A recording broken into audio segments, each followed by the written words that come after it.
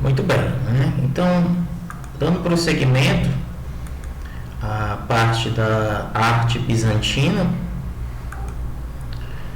o que acontecia?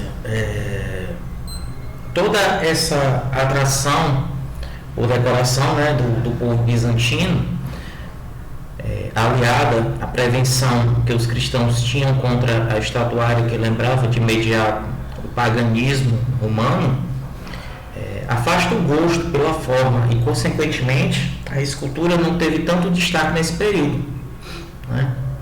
Então, assim, os bizantinos, eles valorizavam mais a questão da decoração. Então, vocês podem ver que na decoração das igrejas, dos templos, né, desse período, dessa época, era uma coisa muito trabalhada, uma coisa que a beleza estética era muito levada em consideração. Então a gente pode ver que eles valorizavam muito a questão dos mosaicos, a questão das cores, né, das estruturas, enfim. Então eles trabalhavam de uma forma bem apurada, com um requinte de beleza bem elevado. E a escultura, nesse período, né, ao contrário da pintura, da arquitetura, a escultura ela não teve um destaque grande, um destaque maior dentro desse cenário, né, da arte bizantina, né? Então a gente pode ver, por exemplo, assim, a escultura não teve um grande destaque, mas não deixa de ser relevante a questão da própria escultura. A gente pode ver nessas imagens que datam do século X, né, algumas esculturas da arte bizantina, claro, tem relacionado, por exemplo, às esculturas gregas, né, relacionadas a esculturas de outros povos. A escultura bizantina ela não teve aquela importância, né? E o que se encontra restringe-se a baixos relevos acoplados à decoração. Então, assim, mas Vanderlei, eu estou podendo observar que a escultura aí tem vários traços, muito bem trabalhado. Não, com certeza, né? A gente pode observar na parte da decoração das esculturas que, assim, bem trabalhado, mas, assim, relacionado a outras esculturas, né, de outros povos, ela fica um pouco abaixo, né? Ela fica um pouco abaixo das esculturas de outros povos, né? Então, claro, tem a sua beleza, tem a sua estética, tem, mas relacionado a outros povos existentes que naquele tempo tinham uma escultura como fator importante, por exemplo, os gregos, né? A escultura grega com certeza a escultura mais perfeita de todos os povos daquele tempo, né, daquela época. E a arte bizantina relacionada à escultura ela não teve tanto destaque, né? Claro, tem as suas formas, tem as suas características, porém a gente observa isso na parte da escultura. Bem, agora vamos falar um pouco sobre a arte bizantina no seu período de maior ápice, né? Nós vemos aí que a arte bizantina teve seu grande apogeu, né, o seu momento mais áureo, né, o seu momento de mais relevância no século VI, durante o reinado do imperador Justiniano. Então, o que foi que aconteceu, né? O que acontecia? A arte bizantina, ela durante muitos anos, né, muitos séculos, ela foi se desenvolvendo, né? Ela foi crescendo de uma forma bem rápida, bem progressiva, né, durante os séculos, durante o desencadear dos séculos, né, dos anos, evidentemente. mas foi durante o reinado do imperador Justiniano que essa arte ela conseguiu atingir o seu maior momento, né, o seu apogeu. Então foi necessário que se passassem séculos e séculos, né, somente no século VI, né? E o que foi que aconteceu? Porém, quando chegou nesse momento de ápice, né, logo sucedeu-se um período de crise chamado de iconoclastia, né? E o que foi o que é iconoclastia, né? O que foi isso? Bem, a iconoclastia ela consistia na destruição de qualquer imagem santa devido ao conflito entre os imperadores e o clero, né? O clero era aquela formação dos padres, dos sacerdotes, né? Dos cristãos. E aí, logo após esse período período máximo da arte bizantina, houve esse conflito entre os imperadores e o clero, né? Houve esse tipo de atrito. E aí eles queriam, né, os imperadores, eles queriam destruir qualquer imagem santa, né? Porque achavam que os santos, eles estavam tendo um papel maior dentro da arte bizantina do que os próprios imperadores, né? Então, assim, os artistas bizantinos, eles estavam dando mais importância para os santos. E aí criou-se todo aquele conflito, né, entre os imperadores, né, do Império Bizantino naquela época com o clero. E aí criou-se meio que uma atmosfera de desunião, de conflito, né, de interesses.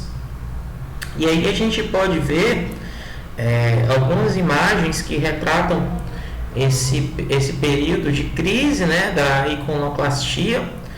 Nós temos aí abaixo, né, o altar retábulo da capela Jan van Arkel, né, que encontrado atrás de parede falsa de gesso durante as atividades de restauração em 1919.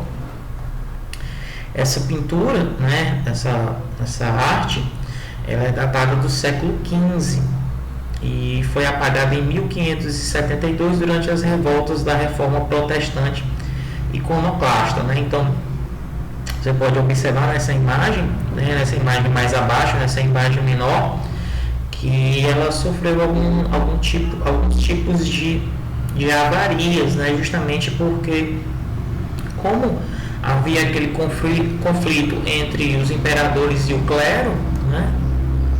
Então as imagens santas, vocês podem observar aí, elas estão meio que apagadas, né? Justamente por ordem dos imperadores, né? Então a gente pode ver na imagem que as imagens dos rostos dos santos, elas estão apagadas, né? Então essa imagem, como eu disse que é do século XV, né? Ela sofreu influência direta da Reforma Protestante iconoclasta, né? E na imagem maior, nós temos aí a miniatura do IX século, Clodoveo Saltério, com cena de iconoclastia, né? Mais uma vez, né? Uma cena retratando um ataque a um santo, né? E aí, evidentemente, a gente observa justamente isso, que durante esse período da iconoclastia havia toda aquela destruição de qualquer imagem santa, justamente estabelecido pelos imperadores, né? Então, assim, demorou-se muito tempo, passaram-se muitos anos para que se chegasse ao período áureo, né? ao apogeu no século VI, né? Durante o reinado do imperador Justiniano. Porém, depois que conseguiu-se chegar-se àquele período de maior importância, houve esse período da iconoclastia, onde as imagens santas elas foram totalmente destruídas, apagadas, né? E aí causou-se esse mal-estar, esse conflito entre os imperadores na época e o clero.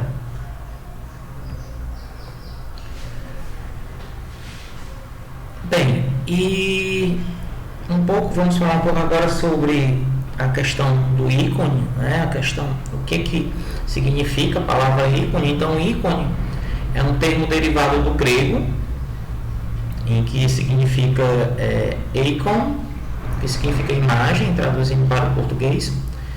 E no campo da arte pictórica religiosa, identifica uma representação sacra pintada sobre um painel de madeira. Então a gente observa que o ícone, como a gente já sabe, a arte bizantina ela sempre foi voltada para a religiosidade, e ela representa justamente isso, né? A questão da pintura sacra sobre um painel de madeira, sobre uma espécie de madeira. E aí nós temos a imagem de Nossa Senhora do Perpétuo Socorro, né? Com a imagem de Nossa Senhora, com os anjos e Nosso Senhor, né? E a gente pode observar a riqueza de detalhes da imagem, né? Da pintura, né? Então, os bizantinos eles levavam muito em consideração a questão da religiosidade, né? A questão da religião.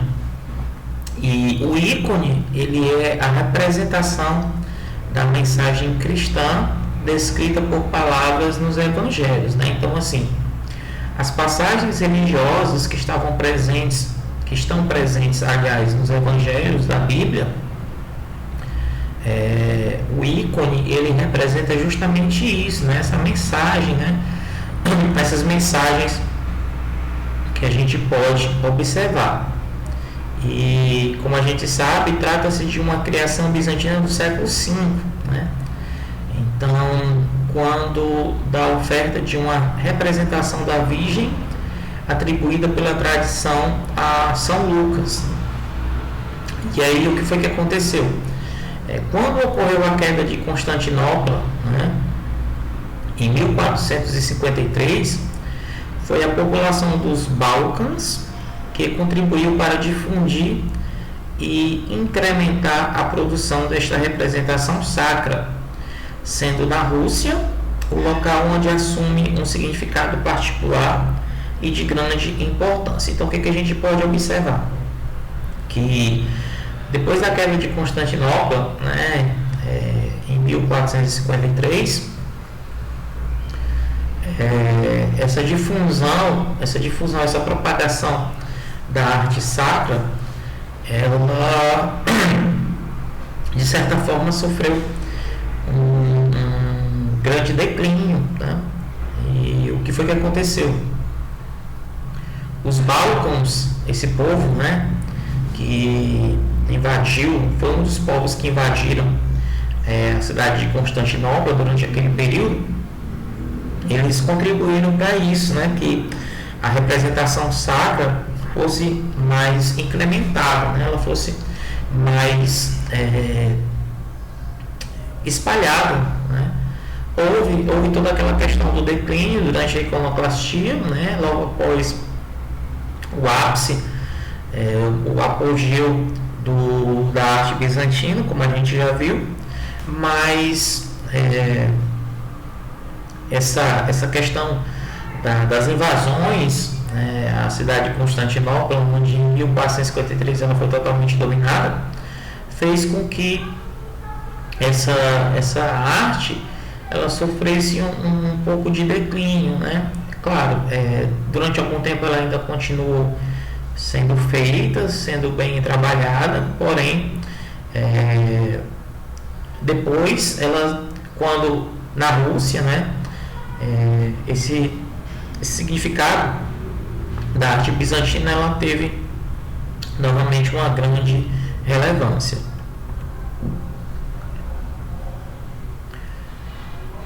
Ainda falando sobre a arte bizantina, agora vamos falar um pouco sobre a história da arte bizantina. Ela pode ser dividida em 5 períodos, né, que coincidem aproximadamente com as dinastias que se sucederam no poder do Império, né? Então, a gente vai observar o seguinte: primeiro período, né, que é o período constantiniano, né?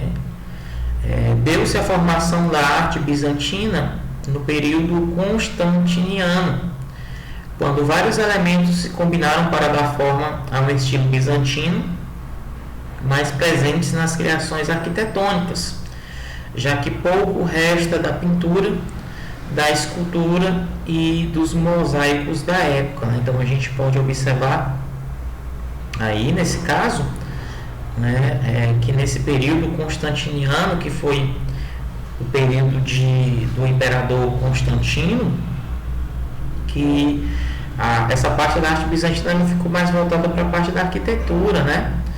E dessa época resta muito pouco de pinturas, de esculturas, dos mosaicos da época, né? Então, assim, no período em que o imperador Constantino conduziu esse império, e a gente pode observar que esse estilo da arte bizantina ficou mais presente na parte da arquitetura, né? Nas partes arquitetônicas, né? Do que em outras partes, né? Então, a pintura, a escultura, os mosaicos, eles que meio que se perderam durante o tempo, né? Restaram poucas evidências nesse período, mas enfim, teve a sua grande contribuição. No período chamado denominado de Justiniano, né, em que o imperador Justiniano dominou, ele comandou o Império Bizantino, nós temos aí a primeira Idade Áurea Bizantina, foi o período justiniano, né? E das poucas obras de arte que restam desse período, a mais notável é a Catedra de Maximiano, em Ravenna, na Itália, né? Então, o que essa obra de arte ela retrata, né? Ela, primeiramente, ela é recoberta de placas de marfim e retrata cenas da vida de Cristo e dos santos, né? Então, ela fala justamente sobre isso, né? Ela retrata todo o cotidiano de vida de Cristo, né? E de alguns santos. E dessa produção artística que medeia, né? Que norteia, né? Que faz a relação entre a morte de Justiniano I e o início da fase iconoclasta, né? Aquele início em que os ícones das imagens dos santos elas foram destruídas, né? A gente destaca o artesanato em metais, né? Então, durante esse período de arte bizantina, do período que a gente chama de Justiniano, foi levado muito em consideração a parte artesanal feita em metais, né? A gente pode observar isso. O culto às imagens e às relíquias, por ser considerado idolatria de feição pagã, foi combatido pelos imperadores ditos iconoclastas nos séculos 7 e 8, né, nos séculos 7 e 8, quando foram destruídos quase todos os conjuntos decorativos e as raras esculturas da primeira Idade Áurea, principalmente em Constantinopla, né? Então, aconteceu isso, né? Então, durante esses séculos, aquelas imagens religiosas, né, elas foram duramente combatidas pelos imperadores iconoclastas, né? Como já foi dito, alguns imperadores naquela época, eles mandavam destruir todas as imagens dos santos, né? Aquela idolatria, eles achavam que as pessoas estavam adorando demais as imagens, e aí, para combater isso, alguns imperadores começaram a destruir, né, todos os decorativos, imagens quadros, pinturas, esculturas, principalmente na cidade de Constantinopla, né? Então, esse período foi um período em que houve a questão da grande produção de artesanato, né, em metais, porém houve esse fator, né, da destruição dessas imagens. E depois da morte de Justiniano, as artes somente voltaram a florescer durante a dinastia macedoniana, né? Então, depois desse período da morte de Justiniano, né, que foi superada essa crise iconoclasta, né? Então, foi preciso um novo imperador assumir e aí voltar essa crescente das artes, né, das obras artísticas. Bem, então agora a gente vai ver o que foi o período macedoniano, né? Também chamado segunda fase áurea bizantina. O período macedoniano inicia-se com Basílio I, que reinou entre 867 a 886, e atinge o apogeu no reinado de Constantino VII, né? Também chamado de Porfirogênito, que ele reinou no Império Bizantino entre 945 a 959. Então, por volta do século X, né, a decoração das igrejas obedeceu a um esquema hierárquico, ou seja, a decoração ela deveria seguir uma sequência, né? As cúpulas, ábsides e partes superiores foram destinadas às figuras celestes, né? Então, aquelas partes mais altas, né, das igrejas, elas eram destinadas às figuras celestes. Já as partes intermediárias, como áreas de sustentação, estavam relacionadas, eram destinadas às cenas da vida de Cristo, né? A passagem de Cristo sobre o nosso planeta, sobre a Terra. E as partes menores, as partes inferiores, ela estava destinada à evocação de patriarcas, profetas, apóstolos e mártires, né? Então a gente pode observar isso, né? Que durante esse período estava relacionado a isso, né? Então era obedecida essa hierarquia, né, das partes das igrejas, né, das partes, né, parte superior, intermediária, inferior, e tudo isso a gente podia observar nisso. E o que se leva em destaque, né, em consideração, que se leva em consideração é que desse período a escultura em marfim, de que existiam dois centros principais de produção, conhecidos como grupos romano e nicéforo. Então, assim, todas as artes, né, os objetos, eles eram esculpidos em marfim, né? Eles tinham essa preocupação de serem produzidos a partir desse material, e há ainda o esmalte e o artesanato em metais, né, que atestam o gosto bizantino pelos materiais belos e ricos. Então, durante esse período macedoniano, houve aquele reerguimento da arte bizantina, que foi um pouco abalada pela questão da iconoclastia, que a gente já viu, e evidentemente com o domínio, né, da volta dessa arte, né, que tinha sido um pouco abalada devido àqueles conflitos entre imperadores e o clero, devido à questão de que estava se achando que estava se dando mais importância à questão da adoração das imagens, né, dos santos, e foi duramente combatida pelos imperadores durante aquele tempo. Então, durante esse período macedoniano, podemos dizer que houve uma espécie de renascimento da arte bizantina, né? Então, voltou-se a produzir de forma mais clara, né? Em seguida nós temos o período comeniano, né, onde a arte comeniana, marcada por uma independência cada vez maior da tradição, evoluiu para um formalismo de emoção puramente religiosa. Esta arte dos séculos seguintes servirá de modelo à arte bizantina dos Balcãs e da Rússia, né, que tem nos ícones e na pintura mural suas expressões mais elevadas. Então, a gente pode observar justamente isso, né?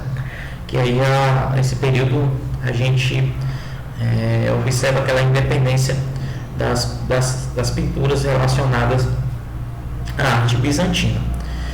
O período paleologiano, durante a dinastia dos paleólogos, torna-se evidente o empobrecimento dos materiais, o que determina o predomínio da pintura mural, de técnica mais barata sobre o mosaico, né? Então, durante esse período, houve aquele enfraquecimento, né, o empobrecimento dos materiais, e aí a pintura mural ela caiu bastante a sua qualidade, e nisso a técnica ficou mais barata e de maior acessibilidade para as pessoas, né? Então essa técnica ela poderia ser observada nos mosaicos, né?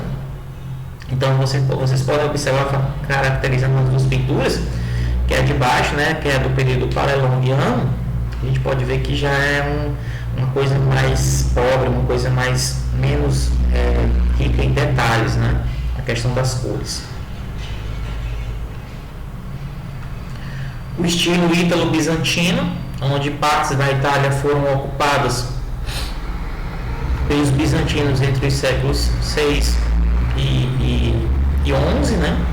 O que produziu o chamado estilo ítalo-bizantino, desenvolvido nas cidades de Veneza, Siena, Pisa, Roma e na Itália meridional, né? Então, o que foi que aconteceu? A partir do ícone, né, pintores de gênio como Duccio e Giotto lançaram os fundamentos da pintura italiana, né?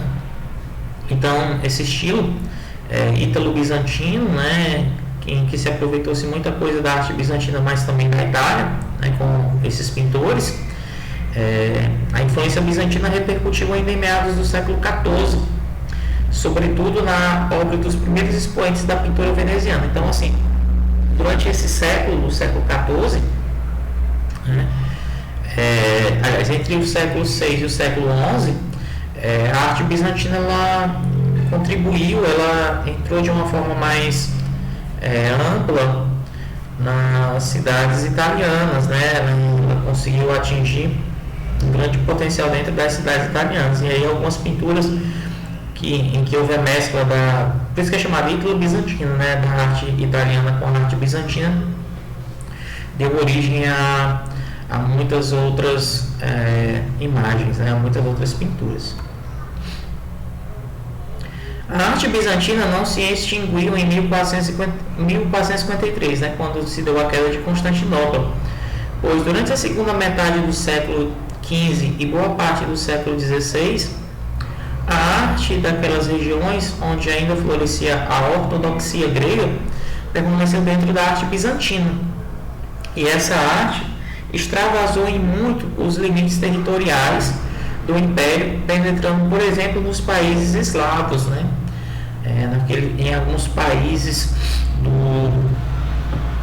do norte europeu, né? Então, o que foi que aconteceu? Então, mesmo após a queda do Império Bizantino, né, que já tinha evidentemente se transformado em Constantinopla, né, que foi um dos grandes impérios durante aquele período,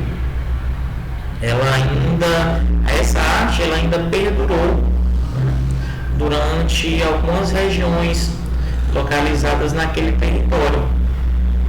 E aí, mesmo com o enfraquecimento do Império, né, a arte ela ainda se propagou durante muito tempo e invadiu de certa forma alguns outros territórios, né?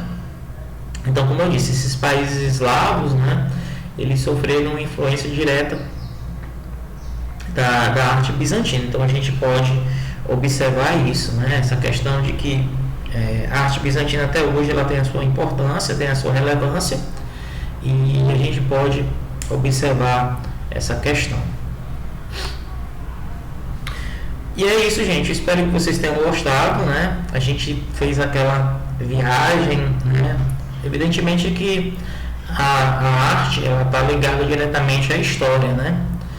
E de certa forma, quando a gente estuda a arte, nós estudamos história dos povos, né? Que contribuíram diretamente para as questões culturais, as questões artísticas, né? E a gente pode observar a importância do Império Bizantino, da arte bizantina, né? E se a gente hoje a gente cultiva a questão da religiosidade, né? Justamente influência direta do povo bizantino, dessa arte bizantina, né? Em que se preserva muito a questão da religiosidade, né? Sofreu aquele duro golpe da iconoclastia, onde os imperadores combatiam de uma forma bem veemente, de uma forma bem rígida, a questão da adoração aos santos, né?